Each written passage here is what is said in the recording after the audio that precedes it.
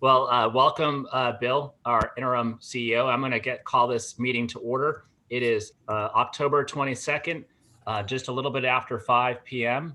And so I'm going to call this meeting to order. And then, excuse me, Chair. I wanted to add a special slide. That's our very first slide for today that acknowledges 1 year since our first meeting. Sorry for going out of order, but I just wanted to include a little acknowledgement. If all of you may recall, a year ago, we had a meeting, and Cody, I know you were there, so I don't know if you want to say a few words, or anyone else, or Bill. No, I mean, it's exciting, and happy birthday to us. I don't think anybody's calling in to sing happy birthday like they did for Chair Mosca, but I do love the GIF on the screen, and I'm very proud of us for making it 1 year. So kudos to all of you. And as is normal, I generally show up for the party. I missed the rest of it, missed all the hard work, but I came to help celebrate. yeah, it's a very exciting moment. Thank you, Sebastian, for reminding us that it's 1 year since our first meeting, and it seems like so long ago. So much has happened. But I'm proud of what we've done so far, and we have a whole lot more to do in the coming calendar year, to just kind of moving into the end of this year and moving into next year. So many important things that we're going to be doing. So we should party now, but we have a lot more work to do. So stick around. And we've definitely saved some work for you, Bill. Don't worry, you've got plenty ahead of you for sure. I owe you, so I'm up for it. Yeah. We're definitely working them hard. So let's move to the Pledge of Allegiance. So please join me in the Pledge of Allegiance. I don't know if we can get a flag up. If not, I guess just face east, I suppose. Exactly. Hand over heart, and please repeat after me. I pledge allegiance to the United States of America and to the republic for which it stands, one nation, under God, indivisible, with liberty and justice for all. All right. And let's see. Are there any changes to the agenda? If we want to do roll call, I'm sorry. Yeah, let's do a roll call, because we do have alternate members joining us. Imperial Beach representative. Board member or Director West here. San Diego representative. Here. La Mesa representative. Here. Chula Vista representative. Member John McCann. And Encinitas representative. Yes, here. Should we note for the record that Bill Baber is being represented by the alternate Greg Himura, and that Steve Padilla, Vice Chair Padilla, is being represented by Director McCann? Yes, I'll include it in the minutes. Perfect. All right. And then everybody else is the primary member. Are there any public comments on items that are not on our agenda? There were no public comments submitted for today, Chair Mosca. Oh, I'm sorry. All right. Megan, you didn't receive any either? No. All right. Well, let's move to the consent calendar. We have 3 items on the consent calendar. Are there any comments on the consent calendar or questions? Do we have any? I'd like to make a motion. I'd like to make a motion to approve. All right. Do we have a second? Second. Do we have any public comments on the consent calendar? We do not. All right. So we have a motion and a second. Was that second by Director McCann? Himura. Himura. All right. I'm just starting to recognize your voices. Director West, how do you vote? Yes. Director Montgomery, how do you vote? Yes. Director Himura, how do you vote? Aye. Director McCann, how do you vote?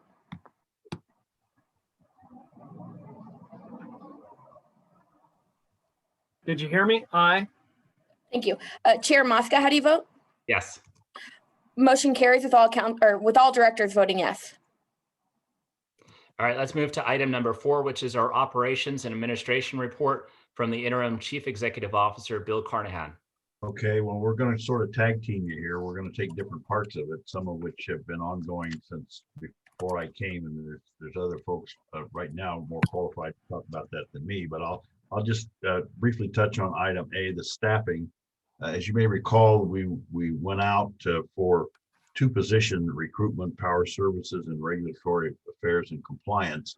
We did get responses back. We put a hold on those responses pending what we're going to talk about in item 5. And once we determine what the final arrangement of that is going to be, then we'll go back and see folks who may be qualified for positions in that matrix and evaluate them and decide what to do from there. So we didn't want to really get the cart before the horse here. We wanted to have the final staffing plan and organization chart and fringe benefits tied down before we really started talking seriously about new hires. So that just to let you know, it's still alive, but it's been on hold for a little while. So Bill, when we say that they're on hold, that these are still active applicants, and we've just kind of let them know that the process is going to take a little bit longer. Yes, that's right. We let them know the process has been delayed, but yes, they're still active. Perfect. Thank you. I guess the next item is the power resource solicitation, and I don't know whether PEA is going to take the lead on that, or Cody, are you going to take the lead on that? Or John, who's on from PEA? Yeah, I believe John is on the line. Okay. Let's make sure he could actually. Okay, John. I think you're ready to go, John, if you'd like to take that one. Sure, yeah. This is John DeLessie with Pacific Energy Advisors. You can hear me okay? We can hear you. Fantastic. So, we've been quite busy on the procurement front for resource adequacy in particular, in preparation for the upcoming November 2nd year ahead compliance deadline. We knew this was going to be a tough nut to crack from the get-go, and we got started quite early in this back in May, before SDCP even received its RA requirements from the CPUC. So we've conducted 3 separate requests for offer solicitations since May, distributed that to over 400 asset owners, power marketers, brokers, demand response providers, load serving entities, and other potential sellers of RA, and have purchased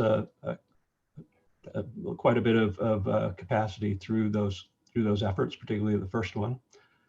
And we've also successfully bid into the SDG&E request for offers, which was conducted initially back in June, and it continued on through September, at which point SDCP was notified that it was shortlisted for its offers. So we are working closely still with SDG&E to negotiate final credit payment terms, but I would say those negotiations are going well.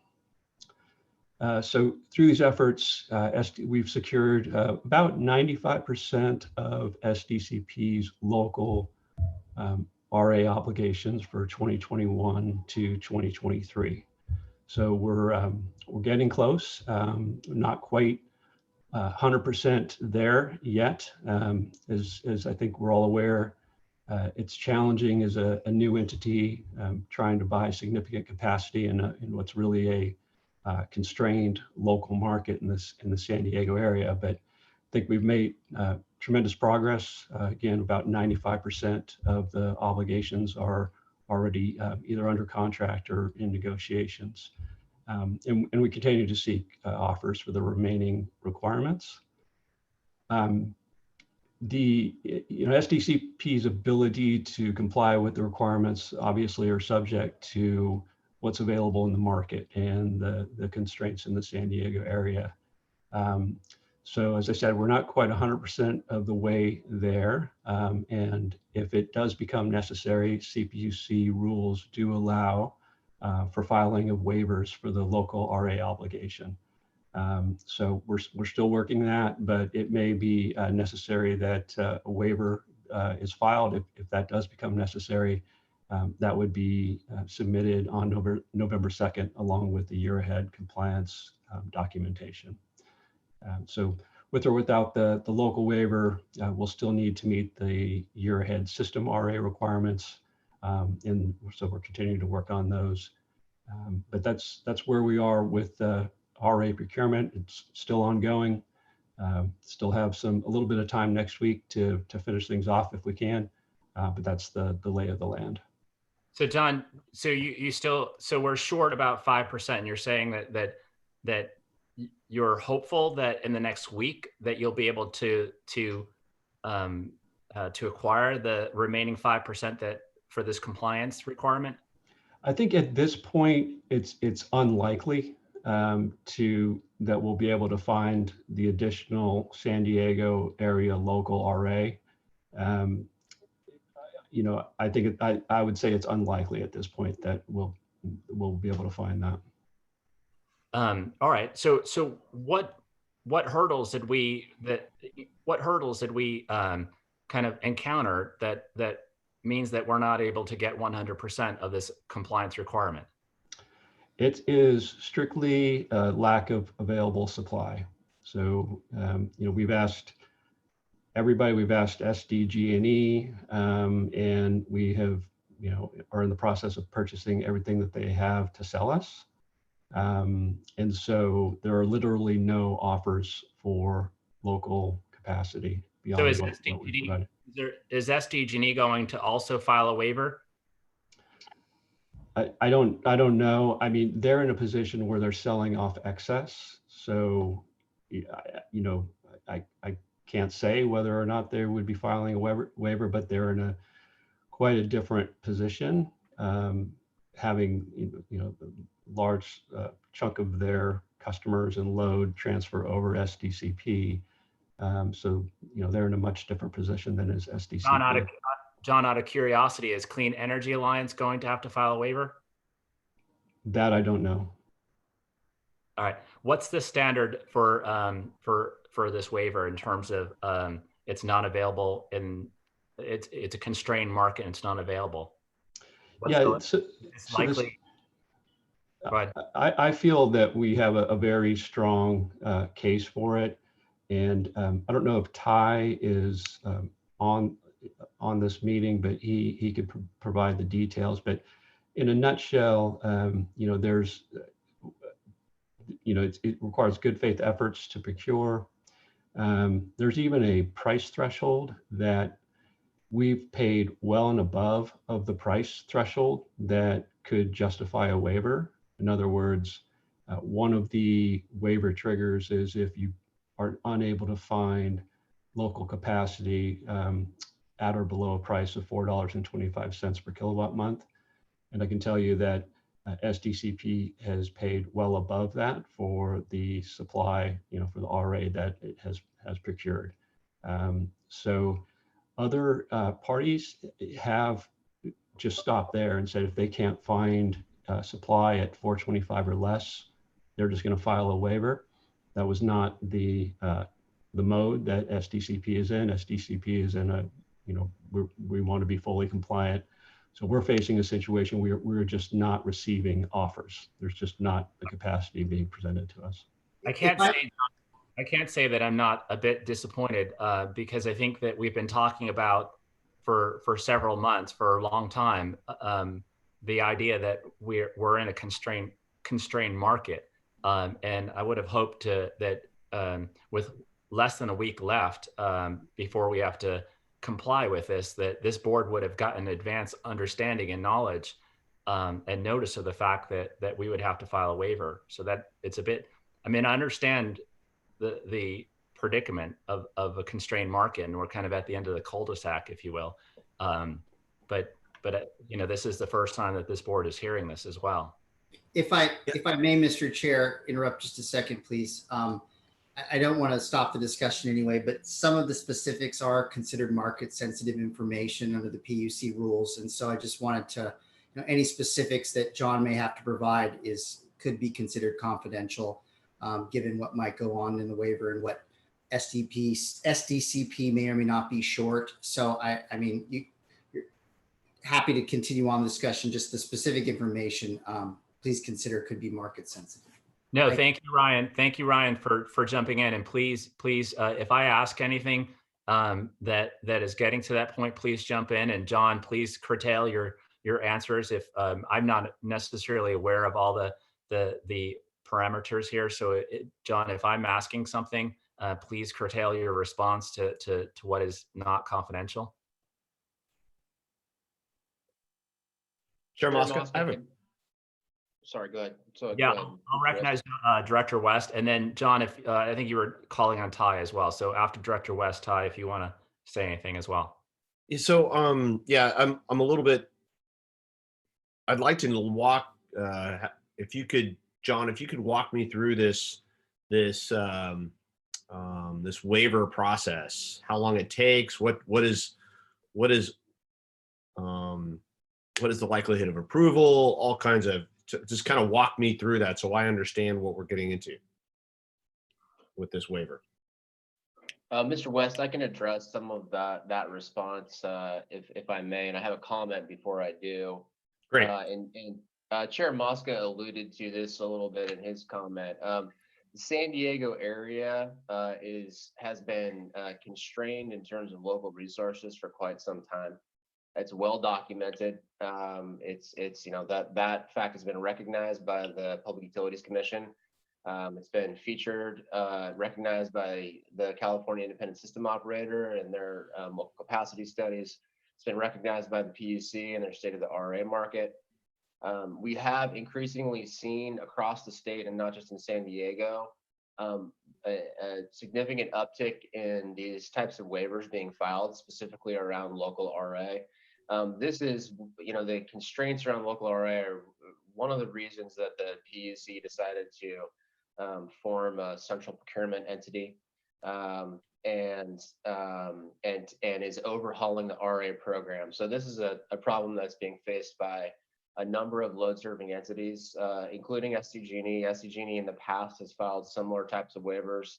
Other CCA programs and DA providers and utilities have done the same. So I don't expect that we will be the only load-serving entity filing a waiver coming up. I can't say that for sure, but I don't expect so.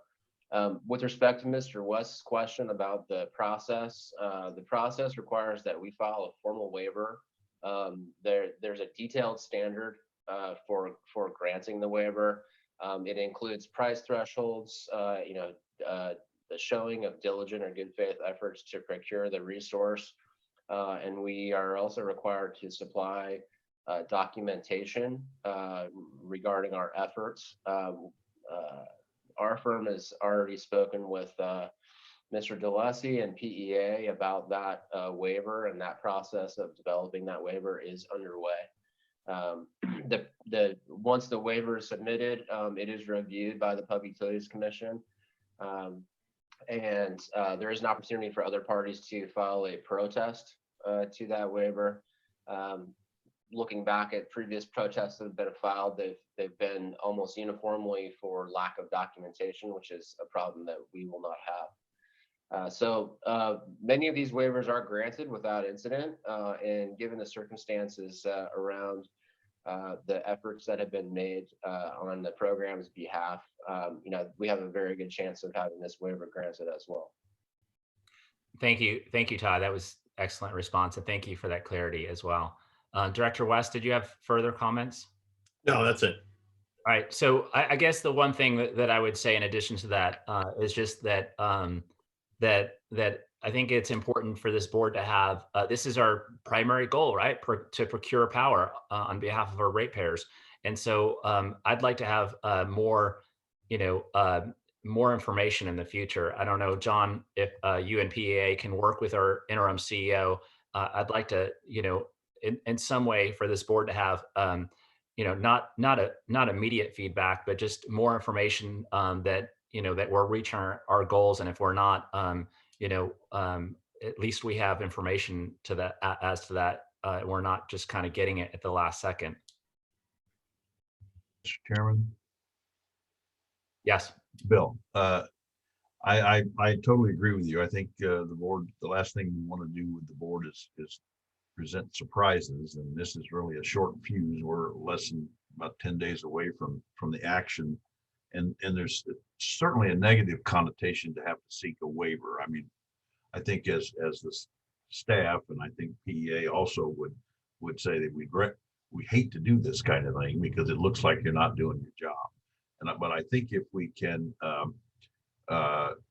perhaps send you an outline or a summary of what happened, I think we can then be able to tell the public we went out 3 times, try to get proposals, got what we could get. Certainly, if others are doing it, there is no penalty. I think we can actually, portray the situation that actually occurred. Now, I think, I wasn't here, but it seems like there could have been more dialogue as we went along, and we'll correct that in the future. In fact, we have a second round of this related to System RA that, quite frankly, does not have a waiver provision. So that could have even more severe consequences on us. So we're redoubling our effort to, if at all possible, make sure that doesn't happen. And if the board is interested in more of the details, we're not trying to hide behind confidentiality. We'd be more than happy to try to set up a special call next week so that we could go into closed session and you all can get all the details that you want. And we're more than happy to do that if you want to dig into that at that level. All right. Well, that was a lot of information that you just went through. I think that perhaps we should talk more about a way, and I just want to make sure that the board is always informed and that we're getting information, timely information, and so that we're able to make decisions. Are you going to talk? So, Chair Mosca talked about local RA. So you're saying that we may have an issue with System RA as well. Are you all talking about that right now? I'll let John address it. He alluded to it in the agenda item, and then I think verbally mentioned it also, but he may want to elaborate within the context of we can't really divulge everything about it, but I think we can get a flavor of where we are. All right. Yeah, and I'll leave it to you guys. Once again, I'll leave it the proviso that I'm not necessarily sure of what can be said and what can't be said. So I'll rely on, we have several attorneys in this line, that you're basically letting us talk, have a conversation that we can have. If it's going beyond what we can say, then please stop us. Director West. Yeah, this is the one thing that I think is the Finance and Risk Management Committee. We are the ones who are supposed to really, we're supposed to be the ones who are finding out about this first. And that's why I'm I'm as surprised as Joe is, as Chair Mosca is about this. So I'm wondering, one, if this should have come out in the financial risk earlier in the month, or was it so early in the month that you didn't really know? I think that's my first question. And then 2, what do we need to do as we move forward for next year?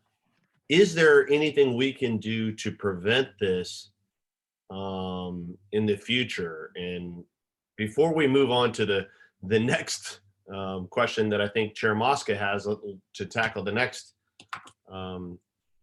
RA. So those are the 2 questions I'd have before we move on to the next portion that Chair Mosca asked. Was I clear about my questions, or did anybody? Bill, did you want to talk about that? Did you want to address Director West's comments, Bill? Yeah, I think there was a very short fuse on the information side, and I agree with you that the committee or the committees are sitting there to be able to delve into issues in more detail and get more answers than might be able to do at a board meeting. And so I can tell you that we will be diligent in terms of getting information out early so that you all can be a part of the process of helping to solve those, and at least be prepared if there's an eventual negative to it, which in this case there is. That's the biggest surprise, and nobody likes bad news. And so I could pledge to you that we will do that. Now, with regard to I don't know if that answers your question, Director West, but that is a commitment, and that's a legitimate suggestion. Perfect. Okay, thank you. That does answer my first question. What about my second question? How can we be prepared next year to make sure that this doesn't happen again? Maybe I should turn to John first. They're in the business every day and year in, year out. Can you answer his question, John? Sure. Well, firstly, the forward requirement, or the year ahead requirement for November, actually covers the next 3 years, 21, 22, and 23. So the 22 year, there is no issue. There's that's 100% covered presently. So as the load will be growing through the phase out, the requirements will increase again into the future. And so, we still face a situation where there's a limited amount of capacity in the local market. There is not an efficient mechanism to transfer exactly what you need from the utility, from SDG&E, or from other buyers who may have purchased that capacity for their own needs. Some buyers, maybe in Northern California, will purchase San Diego area generation and use that for their system needs, even though they don't need it. They don't need it for local requirements. They don't have a local obligation in the San Diego area. However, they may have locked up that capacity. So we have a difficult supply and demand balance situation when it comes to this local product. That's exactly why the waiver process was adopted by the CPUC, in recognition of that, in recognition of the fact that sellers can exert tremendous market power in those types of situations. And that's why even there is that price trigger, that price threshold that was established to provide some protection to the buyers against just paying exorbitant prices. Again, we're not treating this. We have not been treating this as a price issue. It's a supply issue. That is, we have conducted numerous solicitations. We've been working with brokers active in the market, and there are not offers for for the local product. We're not seeing them at this point. So John, yes, go ahead. What you're telling me is that I think you're getting to the point is we need more producers in our local market. Is what you're would that be a way to help solve this problem, or is it not? Yeah, I think that definitely helps solve the problem. I think that is ultimately what we do need. I will say we have seen less available in 2021 than in 22 and 2023 for whatever reason, and it's likely just the nature of supply contracts and what's locked up, what's not locked up by other load serving entities. So it is a very tight market. It's not really even a market because the market implies there's some efficient mechanism. This is very much a bilateral process, and it's a big issue is we originally approached SDG&E about recognizing, hey, their customers are moving over to SDCP. Let's talk about a methodology here where the resource adequacy could follow with those customers, and we could work out a pricing arrangement. They insisted that they do a competitive solicitation, so we are one bidder among many, and thankfully we are continuing to negotiate through that process, but it still is not an efficient way of making sure that the right megawatts go to the CCA. Let's John, good point. Sorry. Okay. He answered my questions there, Chair Mosca. And I'm going to add a couple. Director. Can I add a couple things briefly? Sure. Ty, can I just, Director McCann has had his hand up for some time, Absolutely. so I just recognize him, and then Ty, you can go next. Thank you. Director McCann. Thank you, Chair Mosca. I think Bill mentioned maybe having an executive session where we could be fully briefed and understand some of the legal and confidential information. And I always find that as a council member or a director, it is really best when you can find out what those nuances are that they can't necessarily tell you publicly. So I would highly suggest, and I believe that Council Member Director Padilla would agree also, is if we could get a briefing in executive session so we can fully understand this, because again, I think you said this very well, Chair, is that this is one of the main things that this organization does, is to procure power for our residents. Thank you. Yeah, I completely agree, Director McCann. I think that, Bill, I think that that's an excellent comment, so that we can get more information. And also to Director West's point, in terms of the future, we are expecting that PEA and Bill, you and others are working together to come up with some strategic initiatives to resolve the issue with constrained market, and so that going forward, that we're doing whatever we need to do to create a market in San Diego so that we have the power that we need. Yeah, we will do that. All right, so let's I think John, you have, I'm sorry, Ty, you were going to make a point. I just wanted to make a couple of comments. The procurement teams for all the energy providers in California, they're required to work within the rules that are established by the legislature and the Public Utilities Commission. But there are a couple of regulatory issues here.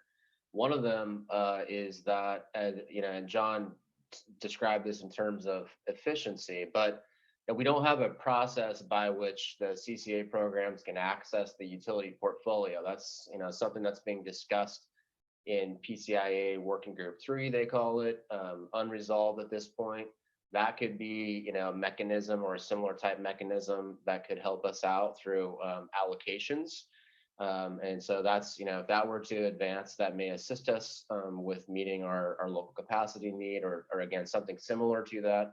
And I will also just note that the structure of the RA program places a high value on natural gas resources and a lower value on renewables resources, solar and wind paired with storage, for example. And so a change in those rules could also help us meet some of those requirements. And that is, a change in those rules is actually being discussed right now as part of the overhaul of the RA program. So I just wanted to mention that there are, rule changes might assist us in this process. Yeah, I mean, it seems like it needs to be overhauled, because even though we have all these requirements, we still had kind of rolling blackouts not so long ago. So obviously it's not working. So something needs to be overhauled. And so let's go to back to John. And John, you were going to go further with your presentation. Well, I think that was pretty much the end of the presentation, honestly. So yeah. Somebody with the Bill was alluding to System RA. So did we talk about that? Okay, so with System RA, the vast majority of what SDCP requires is local.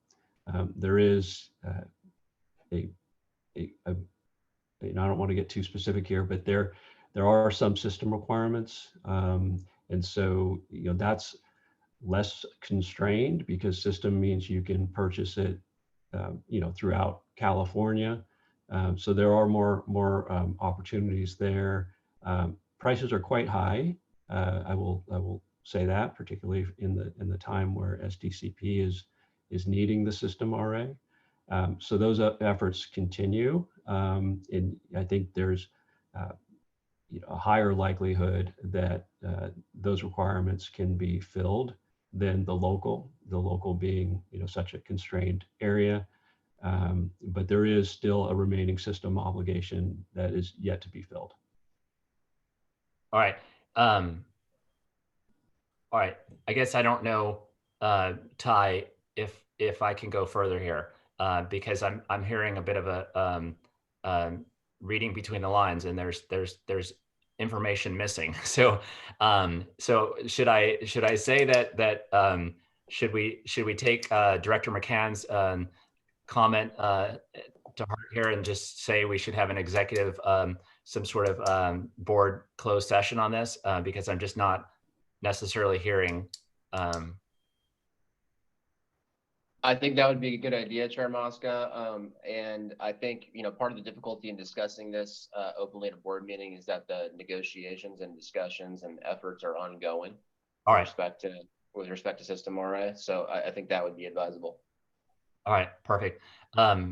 Bill, if you could work with Sebastian and to try to schedule some sort of closed session for this for the board of directors to discuss this in closed session, that would be good. We certainly would do that. All right, thank you. All right, so John, are you finished with your presentation? I am. All right, perfect. Thank you. Let's move on to, I'll hand it back to our interim CEO, Bill Cartwright. Okay, all right, thank you. We have the policy matrix update in there. I don't know if Cody wants to say anything about that. It's pretty self-explanatory and you all have seen it before. Do you want to add anything, Cody? I mean, it's attached and I think it's worth taking a quick look at to see the progress we're making on different policies. Okay. The one that's described in the ops and admin report is one that's not, it's just guidelines for staff. It's not necessarily a board policy, but just to give you a flavor of some of the things we're creating for operational structure. We've been getting a lot of requests for sponsorship, and if you all recall from the budget that you all adopted, we have about $25,000 designated for event sponsorship. So this is separate from other outreach we're doing. This is just sponsorship of events. And we wanted to have some sort of guidance to be fair and evaluate those requests in some sort of structure. So one of the things we put together, working with our marketing firm Civilian, and then also presenting it to our community advisory committee and getting their feedback, were these guidelines. And it just helps us think a little bit more methodically about if an organization is asking us for sponsorship, we can ask them questions about audience reach and diversity of the audience, and what city they're in, and how to kind of divvy up our money for that. So it's really just to give you a flavor of some of the things that we're developing, and we're happy to share that with you if you'd like, but it doesn't require any board approval. Thank you. Cody, how are we doing with the inclusive and sustainable workforce policy? That is underway as well, and we presented that to the community advisory committee, and we'll be doing some work on that and bringing that back to both the committee and your board. Oh, great. Thank you. Are we ready for item D? Any other discussions with San Diego? I know there's some discussions about their billing system, CIS system and whatnot. Cody, you have any comments on that? Sorry, shut myself off for a minute. No, I don't think there's much to say there. We continue to meet with SDG&E regularly on this issue, and we have Calpine very heavily engaged in those discussions, and we're kind of in the weeds of looking at their system transition and our customer enrollment to make sure that we're perfectly in sync. And when we do have an update, we will share that with the board, but we continue to work with them and meet regularly on that. All right. So when we say that are we, when we say we're in sync, are we, where are we at with the launches? So the schedule remains the same. We're just looking at the types. It's really in the weeds on types of customer accounts that can be managed in each phase of the launch. And primarily it's focused on the first phase, because if you recall, that's in March, and SDG&E's system is transitioning around March, April timeframe. So we're working with them to make sure that whoever they enroll in San Diego Community Power in March can then be transferred over to their new system seamlessly. And then then their system should be ready for the next round of enrollment for phase 2. Will go directly into their new system. So we're still looking at municipal accounts in March of 2021, and then followed by any commercial industrial accounts by what, the third quarter of 2021? In June. And if it's helpful, we can, I think it'd be worth discussing this with you in more detail when we're on an item that actually can have some in-depth discussion. So maybe we bring this back as some of the details we're working out, because we can go pretty far in the weeds of different types of accounts for each phase of enrollment. All right, that's a fair point. That sounds good. I just want to make sure. I guess I've always been a bit nervous about this CIS system and its impact on our launch, and just wanted to make sure that we're fully up to date on the implications of the CIS system being deployed. Yeah, I think we all are a little bit, which is why we're having actually weekly meetings on this topic. So we'll keep you informed, and maybe we could even send a memo in the interim if something comes up in between board meetings. All right, perfect. Hey, Chair Mosca. Yes. So, Ms. Hooven, I asked for a two at the last board meeting we had, was like a something on paper that I could see timeline that we're lining up as well. Has that been generated by a SDG&E yet? Not yet. We're still going back and forth on actual accounts in each phase and very much in the weeds. Once we firm that up, our recommendation is to put that in writing. And so we'll definitely keep you informed of that. And I hear you, and I recognize that we want to document that, and I think that's in our best interest. Good, thank you. Mm-hmm. Director McCann? I didn't have anything. All right. All right, Bill, if you want to continue on with this item. I always mute myself. And most people like to do that to me, but I do it for myself. So Wife always does that to me. so Ty, you ready to make your report? Sure am. Okay, thank you. All right. Board members, as usually do, we've included a detailed report and supporting materials in the agenda packet today. I will briefly cover a couple of the most important proceedings that we are active on or monitoring, beginning with the PCIA trigger application. This is an application that was filed by SDG&E that we discussed previously, but as a reminder, the 2018, the Public Utilities Commission adopted a decision governing the PCIA, making various changes to the methodology, and also adopting what they called a cap and trigger mechanism. That cap placed limits on the year-over-year change in the PCIA, and also included a safety valve for the utilities, if you will, and if the decision provided that if the anticipated PCIA revenue under collection reached 7% of the total PCIA anticipated revenues, that the utilities could then file what's called a trigger application to recover the amount that they had not been able to collect or did not collect.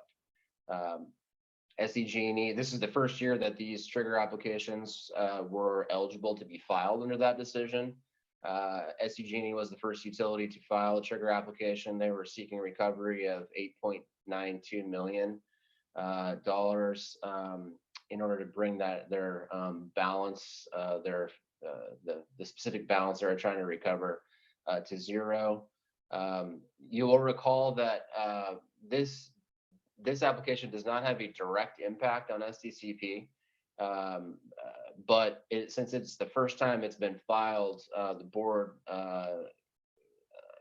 supported taking action on it because if this cap and trigger stays in place, it's likely that we'll be facing more of these, and we want to have a voice in how these things get resolved, especially the first time around. It's important to do so. So we've been active in this proceeding. Something that I did want to bring to your attention is I think in the course of the past several weeks, PG&E and Southern California Edison have also filed trigger applications, meaning that they have substantial undercollections as well in their PCIA accounts. And what that tells us, and I think one of the main conclusions is that the cap and trigger, which was designed to originally protect against rate volatility, is not functioning as intended. The requests of the utilities in these trigger applications is to collect balances, and that will cause volatility in the PCIA. And so we are I think confronted with a question about what to do about the cap and trigger. And so there are some larger discussions happening about that mechanism at CalCCA and elsewhere. Nevertheless, we have been active on SDG&E's application, and what we've been pushing for is two things. One, we've been pushing for an extended amortization period for this balance. SDG&E requested 3 months. We have requested 3 years, 36 months, which would mitigate the rate impacts. SDG&E is also taking the position that in connection with this this application, they are going to collect more revenue from departing load customers, and they are going to refund it to bundled customers. However, ironically enough, many of those bundled customers will be leaving for STCP and CEA in the middle of the year. So those refunds should follow the customers. SDG&E has said that they cannot accommodate that due to constraints in their billing system. So they are asking the commission to approve forfeiture of that refund. That refund is not a, relatively speaking, it is not a earth-shattering number, but nevertheless, CCA program customers shouldn't be punished or discriminated against for leaving utility service. So we are pushing back against that, the idea that that refund should be forfeited. So we are also active in the ERA forecast proceeding. This is, again, an annual proceeding that is filed by the utilities each year. It's where a substantial number of rate components are set for the next year. And it's also where the PCIA is set for the next year. You'll recall, due to various circumstances around confidential information, we retained special counsel on this proceeding, and I'm happy to report they're doing a very good job. We retained, the program retained Keys and Fox to pursue this application on behalf of the program. They, working along with consultants that the program retained from a company called NewGen, they were able to identify about an $85 million error in SDG&E's original application. And so I will just state my humble opinion that the money spent in retaining both the firm and the consultant have been well spent. And so the SDG&E is going to be revising those numbers in November, coming up in early November. And then in addition to that, we've been focusing on the eco-choice rates. We've been able to also make some progress there in making sure that those rates are set appropriately relative to the costs, the cost of supply.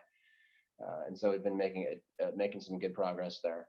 I'll just mention one other thing and in a little bit of detail, and then I'll move on and conclude. But you may or may not recall that the Public Utilities Commission was tasked by the legislature with expanding direct access to under a certain limitation, and then which they've already done, and then looking into and studying whether a further expansion should be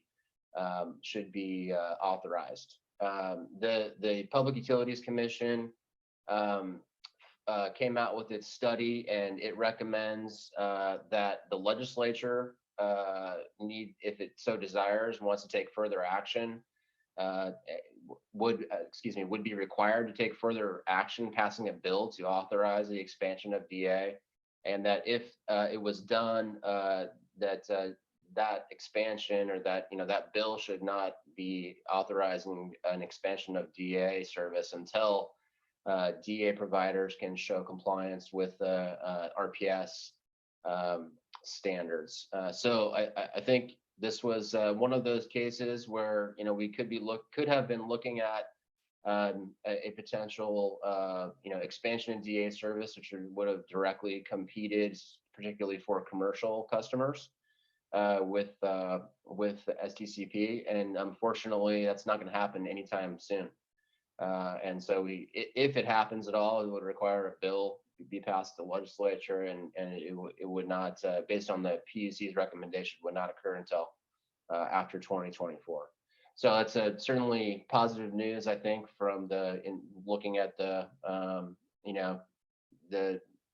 interest of the program. I'm sure that the DA providers aren't too happy about that, but nevertheless, I think it's a positive development for CCA programs. The only other thing I want to mention is that SDG&E has moved forward with implementing a program to assist low-income customers or customers who are having trouble paying their utility bills, and called an arrearage management plan. And if SDCP wants to participate in that, then we will have to make an affirmative notice to SDG&E. And I've discussed this with the interim CEO, and we're going to bring this back at the next board meeting to discuss the details, make a recommendation, and get the board's decision. So that's my report in a nutshell. Just I guess one more thing, we are starting to track a new rulemaking proceeding over net energy metering, and so I just wanted to mention that I'll be addressing that a little bit more in the future. So happy to take any questions. Yeah, that's going to be an interesting one. So do keep us up to date on that. Wow, you just covered a lot of ground, Ty, and that's a lot of information. You said it very eloquently and very concise. So thank you. Thank you. I'll go to my colleagues. Director West, do you have questions or comments? Yeah, a couple things. One, Ty, Chair Mosca hit it on the head. That was really well done and thank you. Very focused, and I appreciate that. And it's not hard to watch you when I see the waves in the background, so it makes me happy a little bit. But I'm hearing one. I really want to go right to the PCIA. The devastating impacts of that can be really challenging, and I think I'm hearing some rumblings though that there is some possible changes that this might. That some organizations are going to be moving forward against the state to try to get this changed. Are you hearing anything like that, Ty? Yeah, I mean, I have heard some bits and pieces about that, and I've had some individual discussions with some folks at other programs and other regulatory attorneys and other other attorneys from the programs. And so there is some discussion. I think that it's fair to say the frustration is building over the PCIA. Unfortunately, we're not seeing a lot of progress being made in the PCIA Working Group 3 effort that has been underway for quite some time now. And we're just not seeing the kind of progress that we'd like to see on that front. And so I think quite naturally people are turning to thinking about other alternatives. And I do think that that would probably be a best subject, probably a subject that's best discussed also in a closed session or in one-on-ones with the board members, just due to the delicate nature of some of those strategies that are being discussed and so forth. But yeah, I can definitely confirm yes to your question.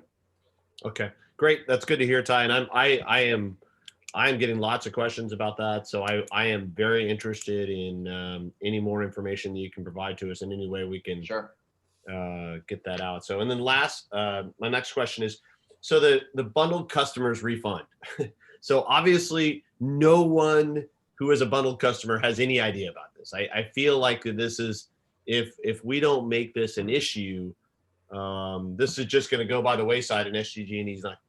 And I'm not trying to be bad. I'm just saying that, is there any way that we can help these bundled customers be aware that there is a refund due to them? Because I think a lot of them won't know that right away.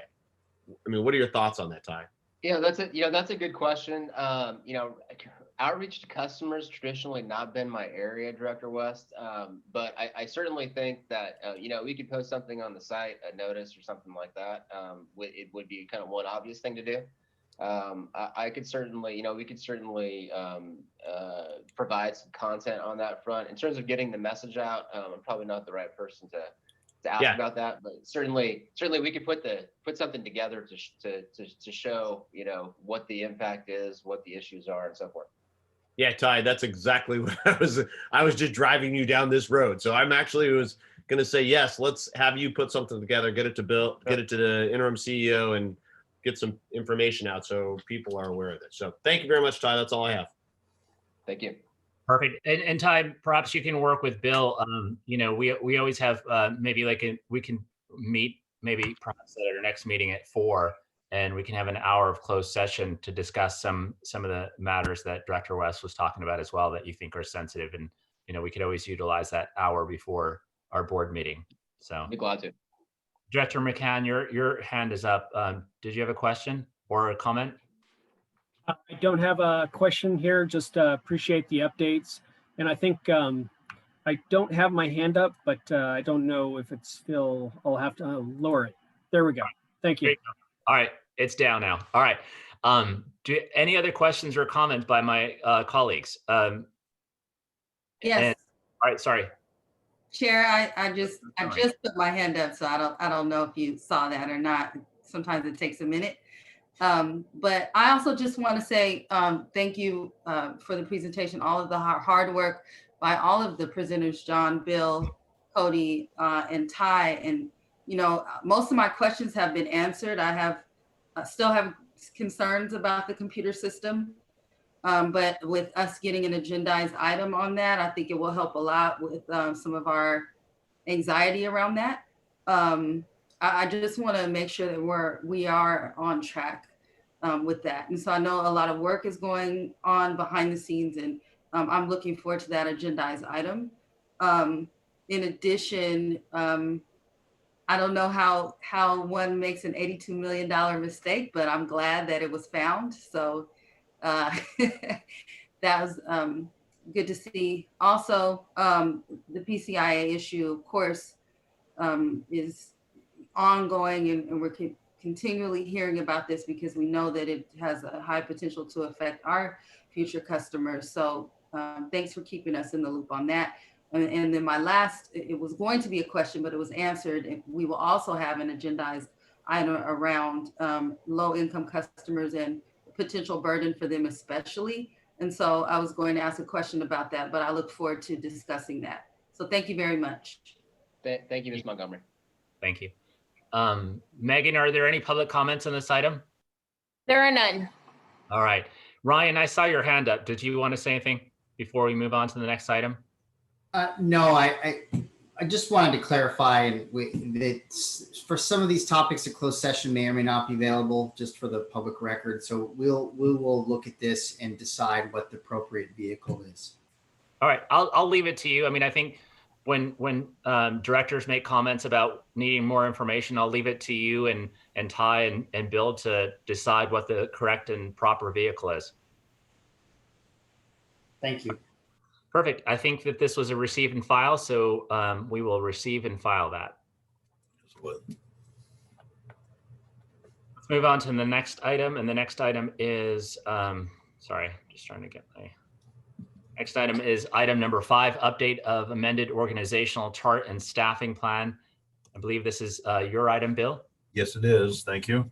You know, shortly, in fact, the last meeting, you all adopted what I would call an interim staffing plan, basically as a placeholder, and recognize that as we grow and change, that it might need some revisions along the way. And so when I came, I took a look at it. It was not exactly what I thought we might need. And also I felt there was some urgency to get it right, because we did have some solicitations on the street to hire a couple of people, and it appeared to me we weren't quite ready for that, not the least of which is we didn't even really have a fringe benefit package either to be able to talk about compensation for folks.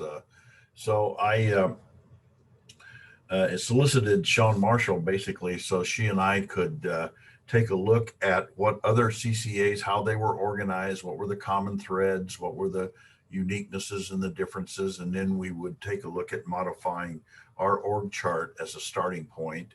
And then from there, we would move to job descriptions and salaries and fringe benefits from there. So this is really sort of the first step of completing that process. And in comparing and looking and contrasting, we actually proposed a fairly sweeping but fairly simple change in the org chart.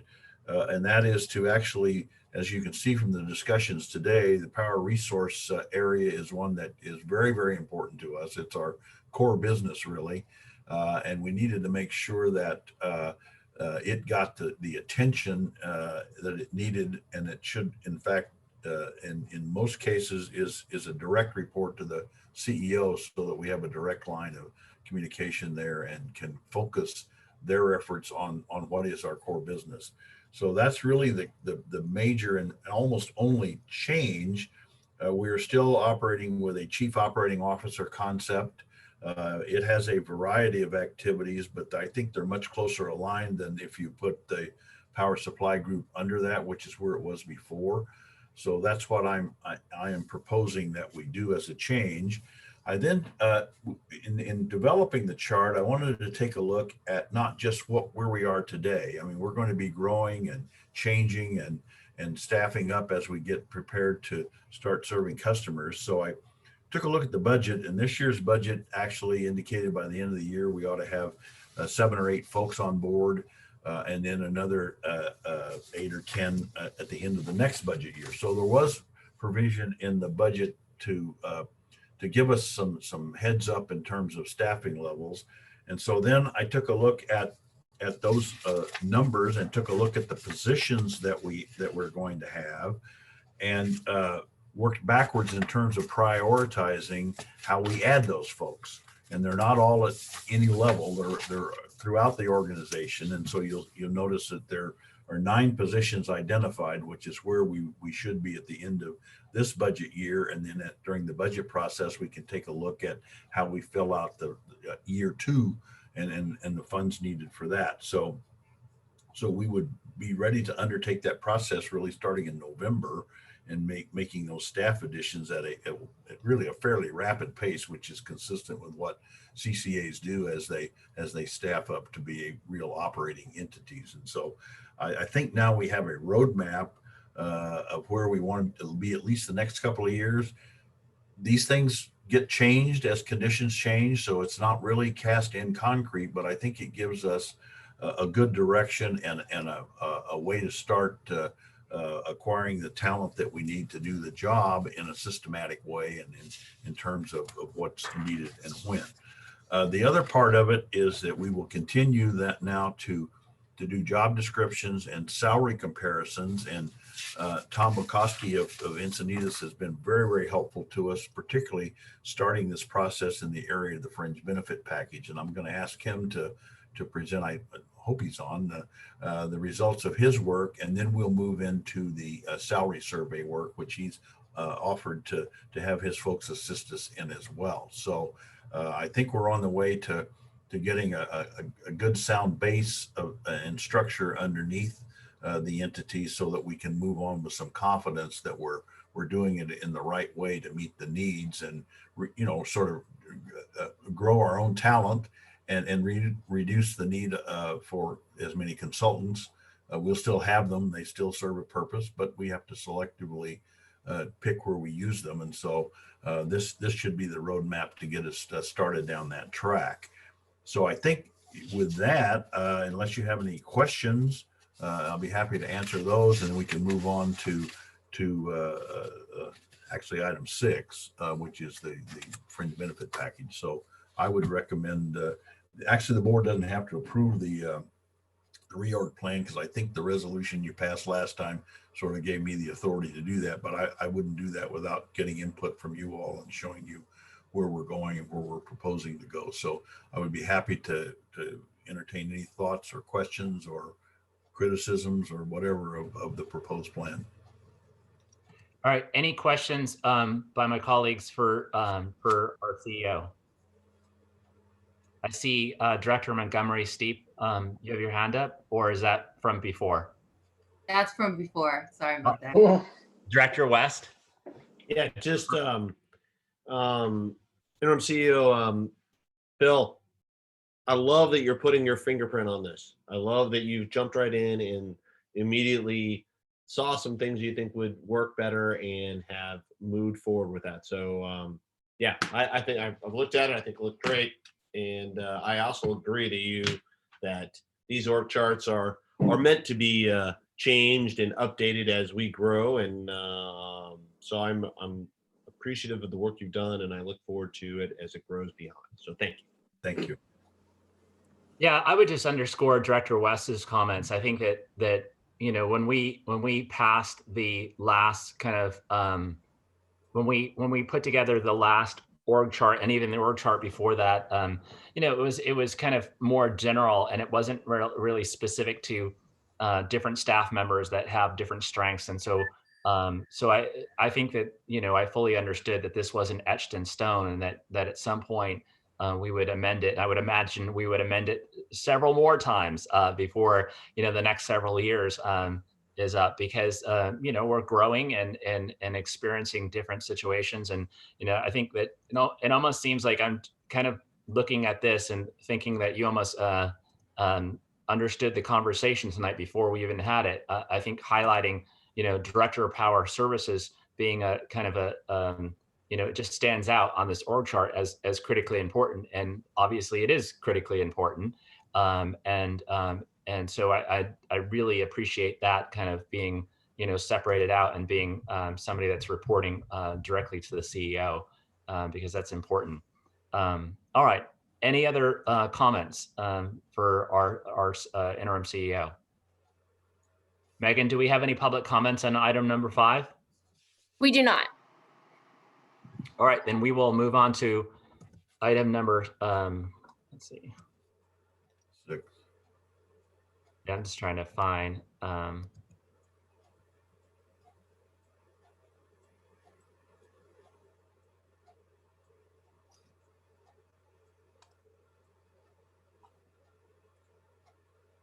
Move on to item number 6, which is receive, update, and provide direction and authorization regarding San Diego Community Power Employee Benefits Program. And this is my favorite Encinitas employee. Thank you. Tom Bukowski.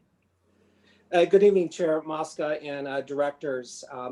Yeah, item 6 is a review of an employee benefit design that we developed based on really what our core common employee benefits. You know, I got some input from our benefit consultant, and also the comparison benefits that are provided to similar agencies. So we got some input from a few areas. But after I do the review of the plan design, you know, if the board has any questions or input, we'd love to hear back from you guys, and also asking to give the CEO authority to implement a final plan design and negotiate the contracts with the providers. And with that, some of the contracts and plan documents will be required to go back to the board for approval. So that's kind of what we've laid out with that. So that's, you know, what my presentation on item 6 is going to be. So yeah, thank you, Sebastian. You can go, next slide, maybe. So I look at the employee benefit plans like in four categories. One are really the core health benefits, retirement, time off, and then there's some miscellaneous benefits that make up the benefit plan that I'm presenting tonight. Next slide. You know, the health cafeteria plan is really the core benefit. And I'm recommending a kind of a traditional cafeteria health plan, which would provide an employee, you know, the employees a stipend per month to purchase, you know, medical, dental, vision. Employees can select the type of plan, you know, PPO or HMO, and the coverage level that they need for them or their families. And the recommendation I received from our benefit consultant is also provide an opt-out incentive, because they may not need coverage through our group plan, but have coverage elsewhere. So it could save, you know, save us some monies on the healthcare, and also to include, you know, tax qualified flexible spending options for healthcare, dependent care, and that plan would allow employees to pay for their premiums pre-tax. So that's kind of the structure of the health plan that we're looking at. And then the next slide, Sebastian, I think is the retirement. You know, employees are going to be required, it's mandatory for them to participate in Social Security and Medicare. But it's quite common and almost, needed nowadays to provide some sort of supplemental retirement plan. And what we've seen from other employers is you're looking at employer contributions of about 10%. And many have vesting schedules, which are really an incentive to retain employees. And vesting schedules could be like 20% immediately invested the first year, with 20, 20, 20 until year 5, they're 100% invested. So that's something we're looking at. And I'll be talking to Bill more about how to design that so we can attract and retain employees.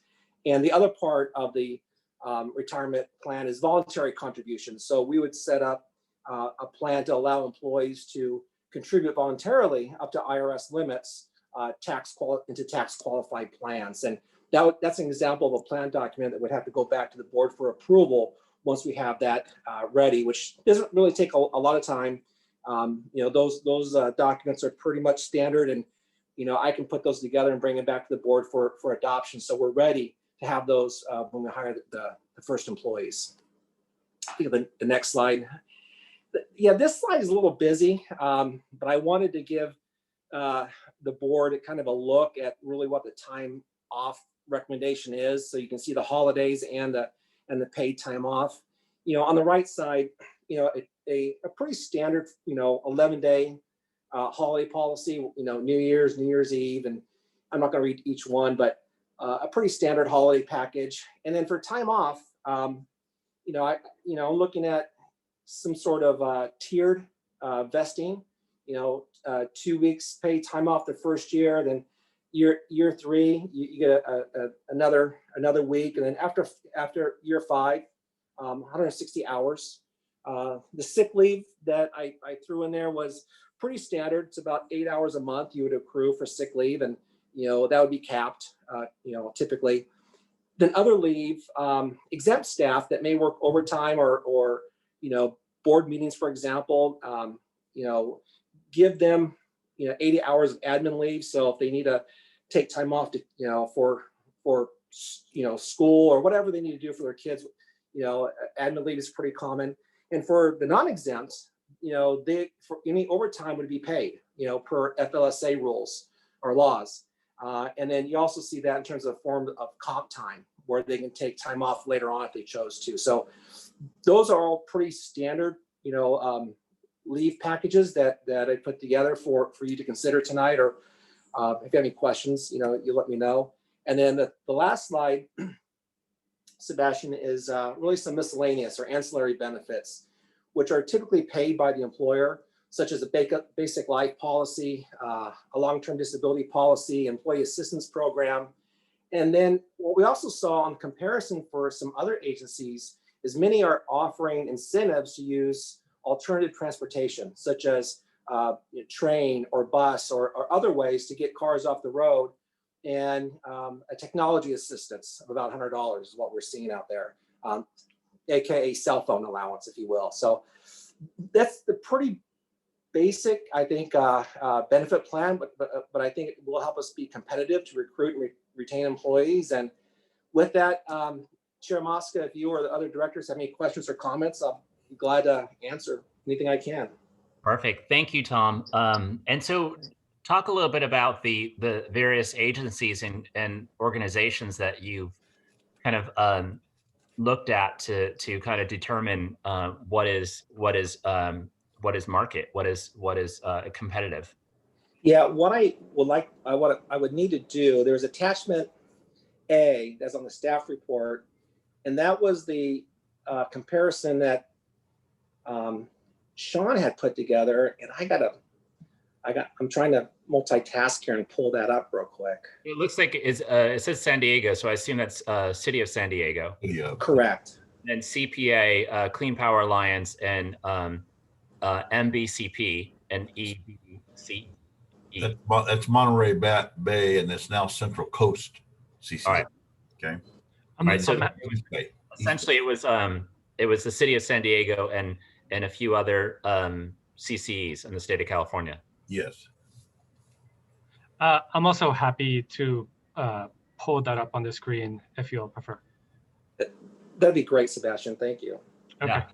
Give me And one then in second. terms of Tom, in terms of the healthcare, so essentially, our CEO and you guys would negotiate with different healthcare providers, but essentially the employee would get $1,200, and they would be able to spend that on whatever healthcare that they would want to have, and then whatever, if the program is 2,000, if the cost of that healthcare is 2,000, then the $800 would be the employee contribution. That's correct. All right. And then if they had insurance elsewhere, or if their spouse had insurance, then you talked a little bit about the flex spending. So would they be able to? Would they be able to take some portion of that $1,200 and use it for flex spending? They could. We could structure the plan so they can use some of that cafeteria stipend to put into flex spending. And I don't know what the actual limitations are off the top of my head, but because of ACA, there are some rules that limits the amount you could put in to comply with the affordability provisions. But there is that opportunity, yes. All right. And then there's, in addition to the 10% employer salary match, and that's is that a 401k or? Correct. It's a 401k type plan for government entities. The IRS has a different plan. It's called a 457 or 401a. But yes, it's typically like a 401k type defined contribution benefit. All right. I thought it was. I thought we were talking about two different retirement plans: a 403b, and then a 457. But it's one retirement plan that we would be contributing to. Correct. All right. Perfect. Let me see. Anybody? Let me just go in order here. Director West, do you have questions or comments? I do. I just want to go to the holidays section, and I'm gonna throw something out here that I currently work at, is that, and this has given me a lot of freedom, and I think it's really been, I really enjoy it, is that they, instead of giving all 11 of those holidays off, they give,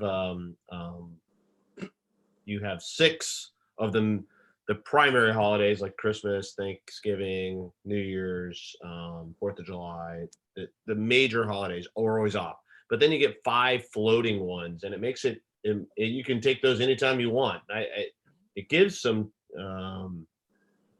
freedom that I think I've really enjoyed it with my own current employment. So something to think about that's a little bit different. Not necessarily just giving them all the holidays, but they could pick 5 days that they could take off anytime. So it's something I like, but I'm just throwing it out there and seeing if there's anybody else would like that. And I also love, I think one of the things that we're seeing in the city of Imperial Beach, and I know all cities are seeing, is that, the pandemic has opened up the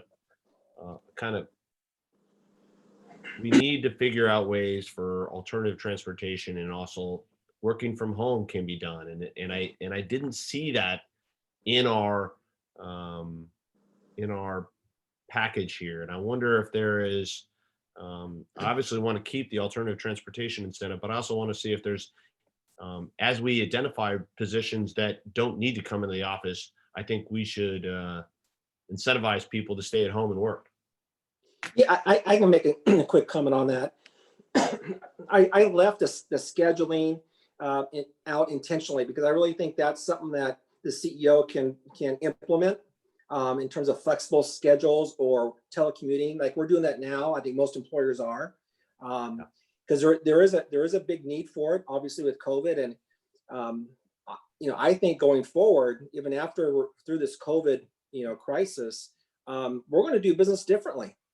Yep. And I think you're going to see employees wanting and staying home, and it's working really well in many instances. So I really didn't put it in the employee benefit, even though it is kind of a work-life balance issue. I think it's something that we could implement very easily.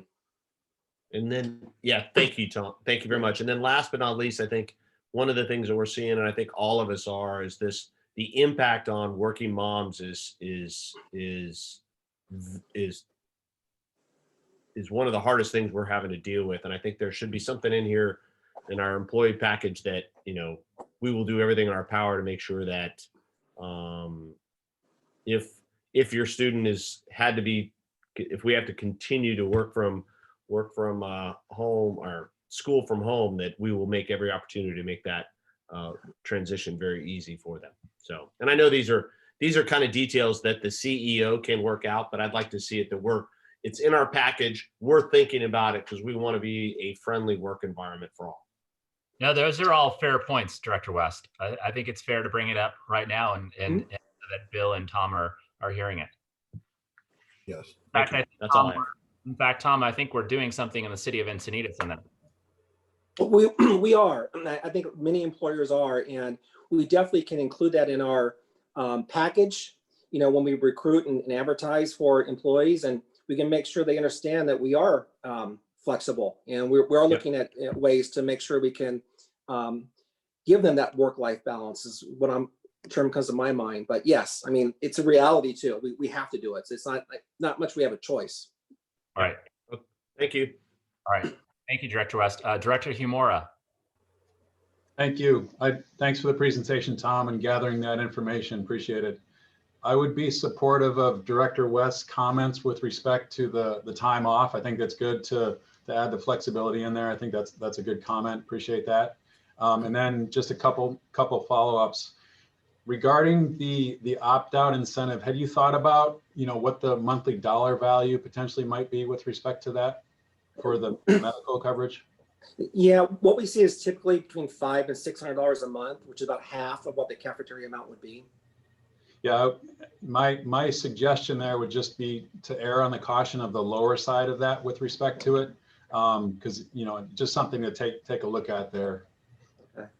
And then quick question with respect to the cell phone provision that was put in there. It says cell phone and then allowance or technology.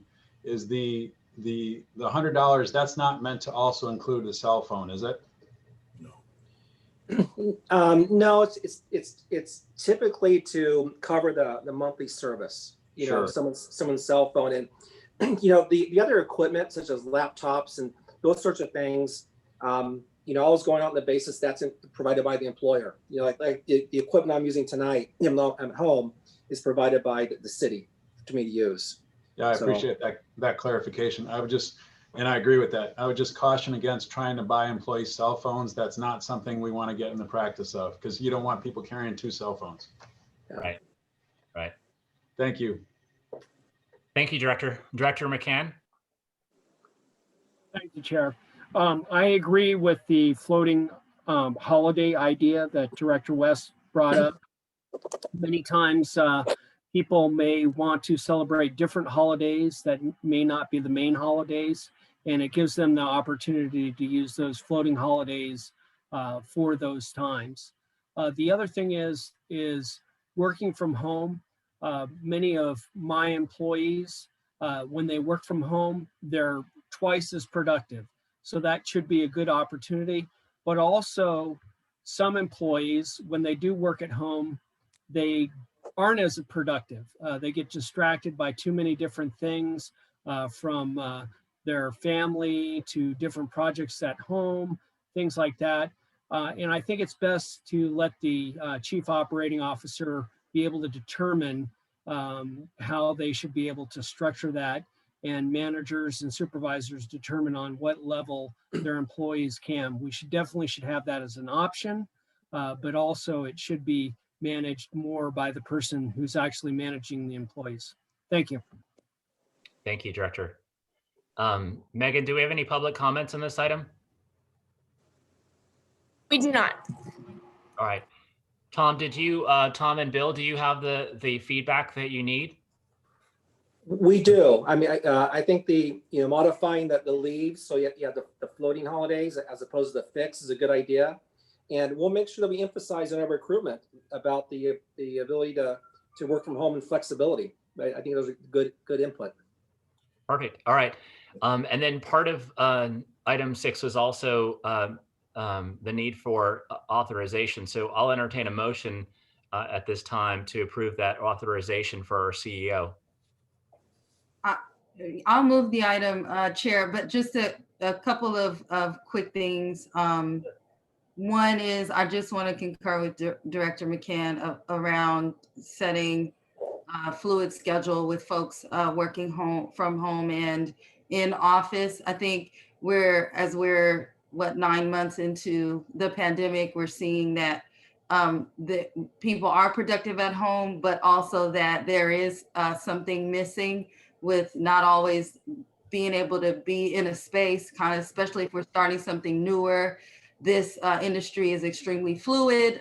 Things happen, and sometimes there's an advantage as long as it's safe to kind of be in those spaces. So just want to put that out there. And just this is related, a little bit of a tangent, but want to make sure that as we're doing our recruitment, just generally speaking, that we're doing it casting a wide net, and we're doing it so that we have one of our goals is always to have a diverse crew. And so we want to make sure that happens, especially at the employment level, because so far, contractually, we haven't been able to do that as much, frankly. And we want to make sure that we're putting that effort and intentionality behind that. So, but I move the item with that said. Thanks. All right. Great points, Monica. Second the item. Thank you, Director McCann. And also in the beginning, I know that at some point we'll get more information from Bill about space, but in the beginning we'll be slow to kind of to occupy space, and also the first initial hires are going to be high level professionals that I think that we can trust to do their job remotely. So CEO, CFO, and Director of Power Sources. So, but certainly those comments will be certainly relevant as we move forward, especially into the next fiscal year. So, all right, we have a motion and a second by Director McCann. Director West, how do you vote? Yes. Director Montgomery, how do you vote? Yes. Director Himura, how do you vote? Aye. Director McCann, how do you vote? Aye. Chair Mosca, how do you vote? Yes. Motion carries with all directors voting yes. All right, let's move on to the 7th and last item, approval of CCA terms and conditions in substantive form. I see your name attached to this, Sebastian. So are you going to take this? Yes, Chair. All right. This is a piece of policy that is commonplace with other CCAs. This is something that is done typically before the enrollment notices hit. And since ours are coming up, it is time for us to develop this policy.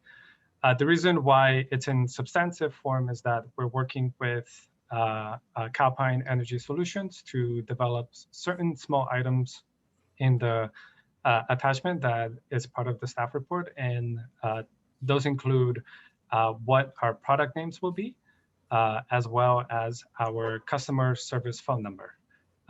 In general, I looked at other copies for Peninsula Clean Energy, Clean Power Alliance, Desert Community Energy, and a few others. I also ran this through Paul Sacco.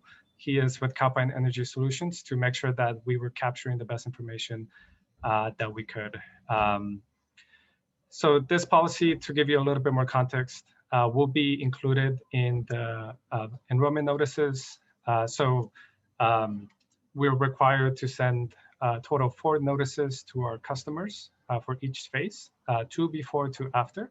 And as part of those notices, this wording needs to be in there. So customers know about billing information, enrollment, how they can opt out if they choose to do so, etc. So again, it's a pretty straightforward policy, but I am happy to answer any questions.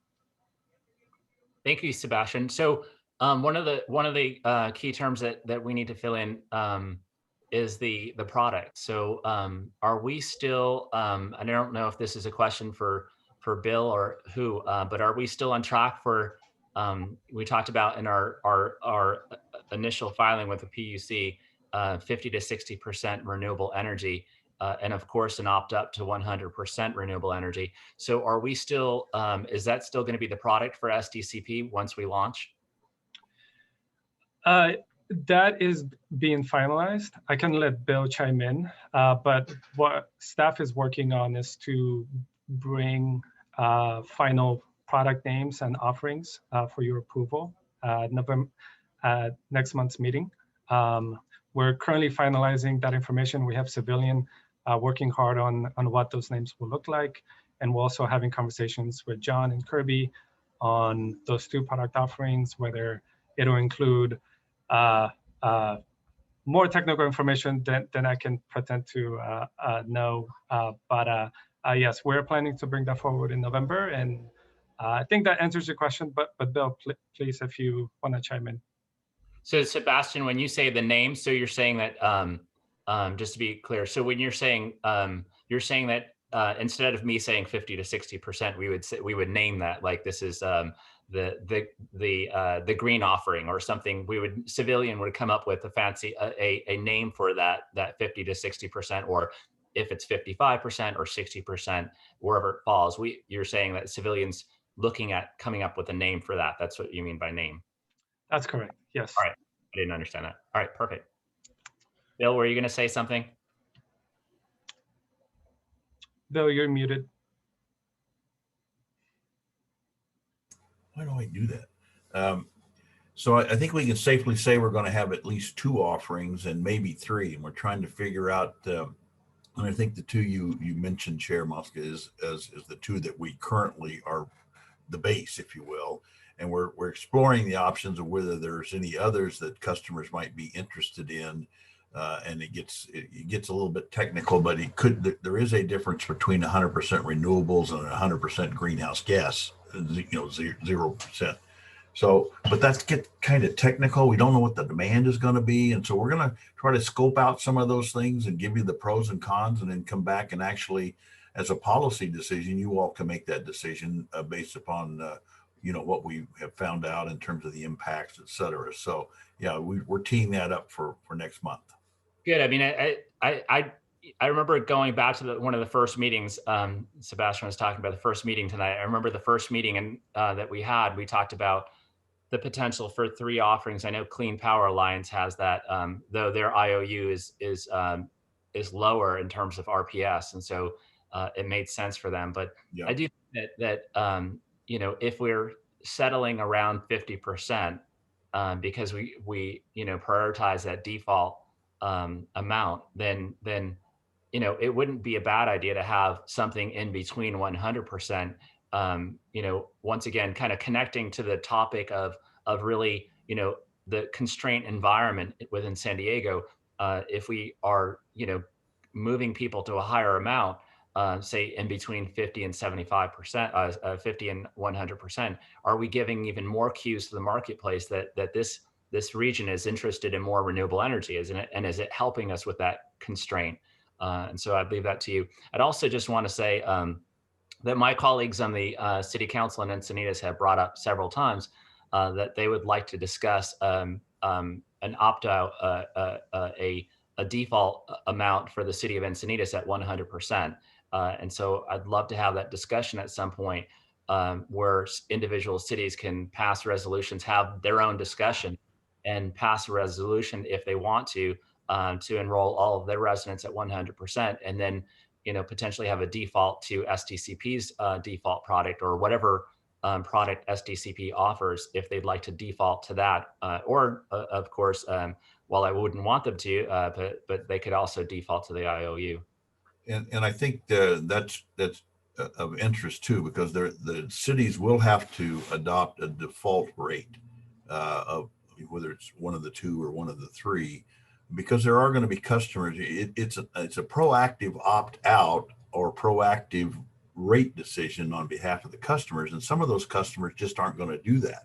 And if they don't do that, you have to have a rate to put them in so you can send them a bill. And so you do have to decide, and we will give you the background and all that stuff for you all to go back and have discussions with sufficient time for your city councils to go through whatever kind of process they would like to go through to make that decision. But they will have to make a default where if customers, and I don't know off the top of my head what the percentage is, but it could be a fairly high number in some communities because it's just not on their radar screen. And so we will make that a part of the discussion as well. Great. You know, I emphasized that, but I didn't realize that was the case. So I guess it's going to come before us anyways. And so I didn't realize that was the case. Now you have to take an action of some kind. All right, perfect. All right, well, I'm satisfied then. Any comments or questions by my colleagues? Director West, your hand's up. Did you want to say anything? Yeah, I'm very happy that you're satisfied, Chair Mosca. It just made the entire evening. So no, but yeah, the city of Imperial Beach is very interested in going the same route the city of Encinitas is going and making a higher default rate. So just wanted to concur that there is an appetite in other cities as well. And then yeah, that's it. Thanks. And good. I mean, I think that really that potentially sends a great signal to the marketplace, to the market that this area really, you know, it's constrained and we want more renewable energy. Yep. Completely agree. Director Humora, your hand's up. Would you like to make a comment or ask a question? Sorry, my hand needs to be lowered. I will lower it now. But I too am very happy that you are satisfied, Chair Mosca. All right, we will never use that adjective again. I will think of a different adjective. You all bad about your hands going up and down as I am muting my microphone. Bad habit. Technology is your friend. All right, so do we need a motion on this, or is this just Sebastian? Is this just showing us what it's looking like, and you've gotten your input and you're satisfied? Thank you, Chair. I do need a motion from you all. So moved. Second, West. All right, we have a motion and we have a second. Director Megan? West, how do you vote? Yes. Director Montgomery, how do you vote? Yes. Director Humora, how do you vote? Aye. Director McCann, how do you vote? Aye. Chair Mosca, how do you vote? Yes. Motion passes with all directors voting yes. And Megan, I assume that I didn't call for public comment, but I assume that since you didn't jump in. Oh, I'm sorry. Yeah, there's no public comment. All right, perfect. All right, so we are at the end of our agenda, so I'm going to move to director comments. Are there any directors that would like to make a comment right now? Not seeing anybody jump up.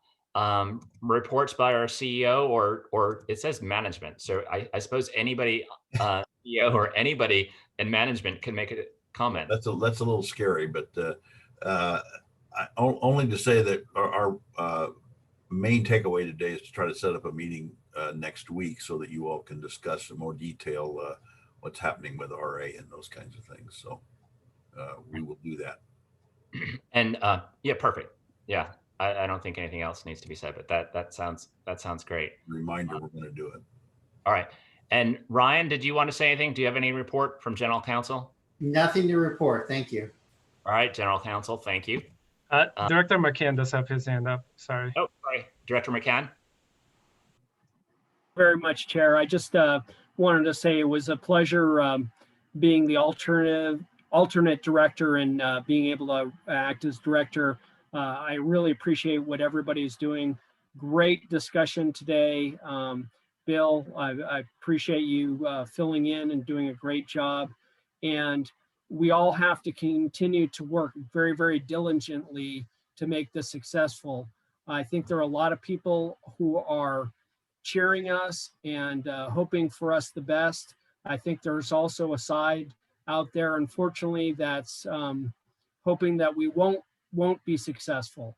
So we have to continue to be diligent to do our best work and our best job to make this a success. This is like a startup company, and I think if we do it right, it will be incredibly successful. So thank you. Thank you, Director McCann. Thank you for those comments, and thank you for filling in today. Hopefully you can come to other meetings, and maybe we can get you involved in other committees as well. All right, so that's it for all the comments, and I'm going to adjourn the meeting. And the next meeting is November 19th. Perfect. Yes. That's the fourth Thursday, November 19th, or it's the third Thursday. The third, because of the holiday, it was part of our original schedule that we adopted in January or December of last year. So the last two meetings of the year are the third Thursday. Perfect. Yeah, we don't want to meet on Thanksgiving. All right. Thank you, guys. Bye. Thank you all. Bye. Bye. Thank you.